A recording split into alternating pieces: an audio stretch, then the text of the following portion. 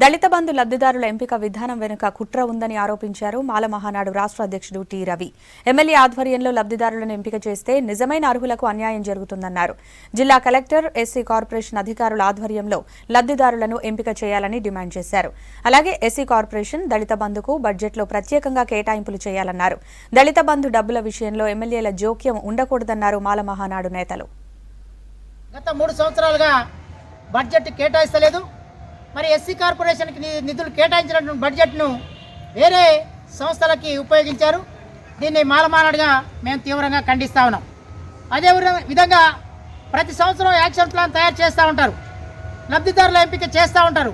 చేసి అది కాలం చెల్లిన ఈ యొక్క వర్గీకరణ లాగా మరి ఇది కూడా ఇటునే చేస్తూ ఉన్నారు వీళ్ళు. అదేవిధంగా దళిత బంధు మరి ఇస్తామని చెప్పి హుజూరాబాద్లో అక్కడ ఎన్నికల మేనిఫెస్టోలో చెప్పిన విధంగా రాష్ట్ర వ్యాప్తంగా ఒకటేసారి అమలు చేస్తామని చెప్పారు. మరి ఇప్పుడు నియోజకవర్గానికి 100 మాత్రమే ఇస్తామని అంటే మోసం చేస్తూ ఉంది ప్రభుత్వం.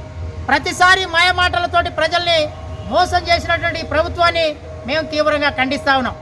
మరి అదేవిధంగా దళితులకి మరి ఇక్కడ రాష్ట్రంలో ఉన్న రైతులకి మరి ట్రాక్టర్ల గతంలో డిస్ట్రిబ్యూషన్ చేశారు. మరి బడా భూస్వాములకు మాత్రమే ట్రాక్టర్లు ఇచ్చారు, పేద రైతులకు అసలు ట్రాక్టర్లు ఇస్తలేదు. నిజంగా నిరుపేద ట్రాక్టర్లకు, దళిత రైతులకి ట్రాక్టర్లు అసలు రాష్ట్ర వ్యాప్తంగా ఎక్కడ కూడా ఇవ్వలేదు.